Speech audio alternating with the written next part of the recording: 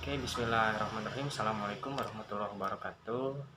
Di sini saya akan memaparkan artikel dengan judul Dinamika Kelompok dan Tim. Langsung saja ke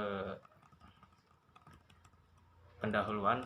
Dalam kehidupan sehari-hari, manusia memiliki dua potensi, yaitu potensi subjektif dan potensi objektif. Melalui potensi subjektifnya, manusia dapat berlaku sebagai subjek yang mengatur dan mempengaruhi lingkungan. Dan dengan potensi objektifnya, manusia dapat dipengaruhi oleh lingkungan di sekitarnya. Artinya, dalam proses pendidikan dan pelatihan, Anda di satu pihak perlu melakukannya dan di pihak lain perlu diberikan kesempatan untuk mengembangkan potensi dirinya. Proses pengisian ini akan menjadi lebih mudah dalam situasi yang memberikan kebebasan bagi individu untuk mengembangkan potensi dirinya secara antropologis. Dapat diyakini bahwa sebagai makhluk hidup, manusia akan selalu mengalami perubahan, pertumbuhan, dan perkembangan. Proses ini akan berjalan secara alamiah. Pelatihan hanya merupakan upaya percepatan dan pemberian arah yang lebih tajam dari proses alamiah tersebut, yaitu mempercepat terjadinya perubahan, pertumbuhan, dan perkembangan dalam pengetahuan, keterampilan, dan sikap.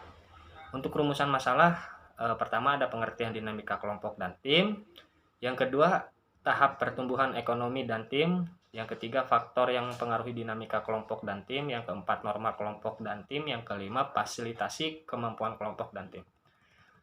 Untuk di pembahasan, yaitu pertama ada pengertian dinamika kelompok. Dinamika kelompok atau grup dynamic muncul di Jerman pada menjelang tahun 1940-an. Diilhami oleh teori kekuatan medan yang terjadi di dalam sebuah kelompok. Akibat dari proses interaksi antar anggota kelompok, teori ini dikembangkan oleh ahli-ahli psikologi Jerman, penganut aliran Gestalt psikologi. Salah satu tokohnya adalah Carl Lewin yang terkenal dengan force field theory. Mereka melihat sebuah kelompok sebagai satu kesatuan yang utuh, bukan sebagai kemampuan individu-individu yang terlepas satu sama lain.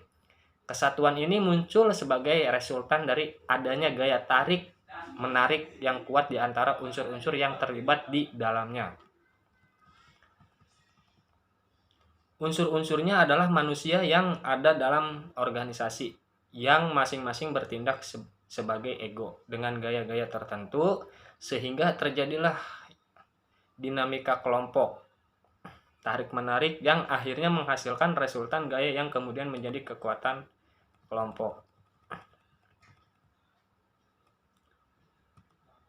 Lanjut ke tahap pertumbuhan kelompok, manusia baik sebagai individu maupun sebagai makhluk sosial selalu berupaya untuk memenuhi kebutuhan hidupnya. Untuk memenuhi kebutuhannya itu, manusia melakukan berbagai upaya. Upaya tersebut selalu berpedoman kepada pengetahuan kebudayaan yang dimiliki dan digunakannya untuk mempersepsi suatu objek yang dihadapinya, dan setelah disertai dengan harapan-harapan tertentu terhadap objek, kemudian ia bertindak sesuatu atau berperilaku tertentu terhadap objek tersebut, baik berupa benda-benda maupun manusia lain. Hampir tidak ada upaya seorang individu yang tidak bersentuhan atau tidak memerlukan campur orang lain.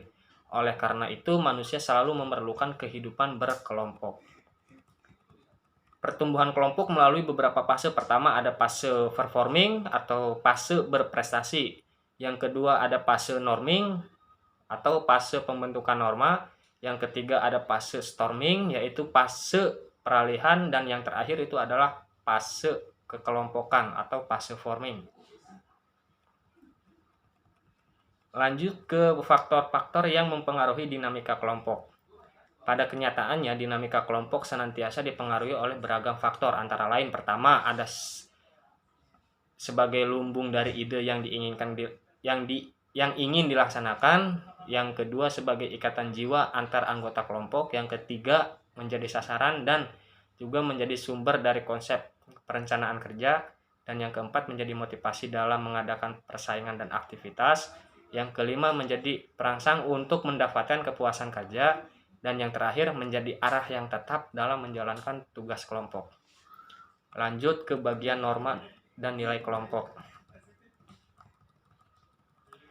Norma dan nilai kelompok berarti tata interaksi yang disepakati bersama yang mengatur sikap dan perilaku anggota dalam kelompok. Misalnya, apa yang boleh dan apa yang tidak boleh dilakukan anggota dan konsekuensinya yang akan diberlakukan sama bagi anggota kelompok yang melanggarnya. Setiap kelompok mengerti akan norma, baik yang tertulis maupun yang tidak tertulis, sebagai pedoman bagi setiap anggota dan atau bahkan menjadi jiwa perekat dalam mencapai tujuan kekelompokannya. Dan yang terakhir ada fasilitasi kelompok dan tim. Fasilitasi kelompok dan tim yang tidak berdasarkan kesamaan pilihan akan memberi peluang terbentuk sub-sub kelompok yang heterogen dalam ciri-ciri kepribadiannya, di mana masing-masing peserta dapat mendeteksi berbagai perbedaan ciri-ciri kepribadian anggota sub kelompoknya. Maka dalam pembagian kelompok berdasarkan kesamaan pilihan diharapkan terbentuknya sub-sub kelompok yang menggambarkan adanya homogenitas dalam ciri-ciri kepribadian tertentu, sehingga di antara peserta dapat saling mendeteksi berbagai kesamaan ciri-ciri kepribadian yang ada di antara mereka. Ini disajikan beberapa pembagian kelompok berdasarkan kesamaan pilihan. Yang pertama ada pembagian kelompok berdasarkan pilihan warna. Yang pertama ada fasilitator menyediakan potongan kertas berwarna sebanyak 1,5 kali jumlah peserta dengan warna-warna tertentu, misalkan dari biru, hijau, kuning, merah hati, merah jambu, ungu, coklat, orange, dan sebagainya, yang terbagi secara merata. Secara kesimpulan, pertama, dinamika kelompok atau grup dynamic muncul di Jerman yang dipelopori oleh Kurt Lewin for Field Theory menjelang tahun 1940-an, diilhami oleh teori kekuatan medan yang terjadi di dalam sebuah kelompok akibat dari proses interaksi antar anggota kelompok.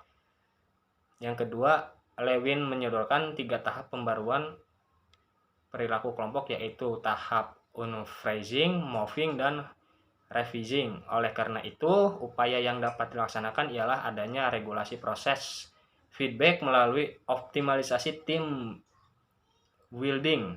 Team building adalah suatu metode yang dirancang untuk membantu kelompok-kelompok untuk dapat berperilaku secara lebih efektif dan mengevaluasi dan meningkatkan struktur, proses kepemimpinan, komunikasi, resolusi konflik, dan kepuasan para anggota kelompok secara umum. Demikian artikel yang bisa saya paparkan, kurang lebihnya mohon maaf. Khairul kalam, wabillahi taufiq wal hidayah. Wassalamualaikum warahmatullahi wabarakatuh.